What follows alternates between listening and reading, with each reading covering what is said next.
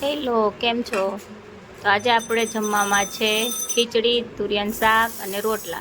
તો જોઈ લો, મેં પહેલાં ખીચડી મારે ભેળવેલી નહોતી, હું આવી જ રીતે ભેળવીને સ્ટોર કરીને મૂકી દઉં છું. તો આપણે લઈ લીધા છે ખીચડિયા ચોખા અને એમાં નાખી દીધી છે મગની ફોતરાવાળી દાળ. ડબલ નાખવાની જેટલા ચોખા હોય એનાથી. અને એમાં મેં મસૂરની, ચણાની અને આખા મગ, કોણ કોણ આખા મગ નાખે છે એ પણ કમેન્ટ કરજો, કેમકે આખા મગથી મજા આવે ખાવાની, ક્રન્ચીનેસ આવે. તો આપણે પછી કુકરમાં થોડું પાણી ગરમ કરવા મૂકી દીધું હતું, એમાં નાખી દીધી ખીચડી 1 વાટકી. અને પછી આપણે એમાં એડ કરશું હળદર, મીઠું અને ઘી. તમે ઓઇલ પણ લઈ શકો છો, પણ મેં ઘી નાખ્યું છે. અને એમાં થોડી એવી હિંગ નાખવાની, જેથી આપણે બધા જે કઠોળ એડ કર્યા હોય એ પાચન થવામાં સારું રહે. તો આપણે કરી લેવાની છે 3 વિસલ. તો એને એક બાજુ લઈ બીજા ગેસ ઉપર ચડાવી દીધી છે. અને એક બાજુ આપણે પેન લીધું, એમાં આપણે એડ કર્યું છે ઓઇલ.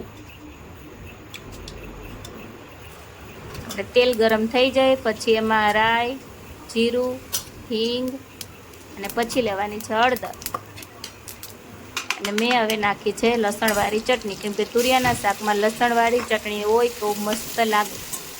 પછી એમાં આપણે થોડું એડ કરશું દળેલ જીરું અને મીઠું સ્વાદ અનુસાર.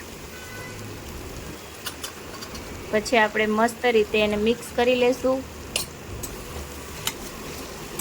તમે જોઈ શકો છો, મસ્ત રીતે બધા મસાલા એડ કરી દીધા. પછી આપણે એની ઉપર એક થાળી ઢાંકીને એની ઉપર પાણી એડ કરશું. પાણી નાખવાનું કારણ એ છે કે શાક બહુ જ મીઠું થાય, જે વરાળે પાકે અને ધીમું ધીમું ઉપરનું પાણી ગરમ થાય અને એમાં ટીપા રૂપે નીચે જાય, તો બહુ મસ્ત લાગે. તો આપણે ખીચડી થઈ ગઈ હતી, તો એક બાજુ શાક અને એક બાજુ મૂકી દીધી તાવડી. એમાં આપણે બનવા લાગ્યા છે રોટલા. તો મારે સવારનું કાંઈ બન્યું નહોતું, એટલે મેં તાવડીમાં પહેલાં છાનકી કરી અને પછી હવે આપણે એક પછી એક રોટલા કરી લઈશું. કોણ કોણ બાજરાના રોટલા ખાય તુરિયાના શાક આરે એ પણ કમેન્ટ કરજો. તો આપણો બની ગયો છે પહેલો રોટલો અને એક સાઈડ ચડી રહ્યું છે શાક. આપણે રોટલો ચડી જાય પછી આપણે એમાં ઘીથી ચોપડી લઈશું. તો આપણો રોટલો રેડી થઈ ગયો છે. એવી રીતે આપણે એક પછી એક 3 રોટલા કરી લીધા છે. અને આપણે આ બાજુ રોટલા થઈ ગયા ત્યાં સુધીમાં શાક પણ મસ્ત રીતે ચડી ગયું છે. અને આપણે ખીચડી પણ ચડી ગઈ. એમાં પાછું આપણે ઉપરથી ઘી એડ કર્યું છે અને મસ્ત રીતે હલાવી લીધી છે.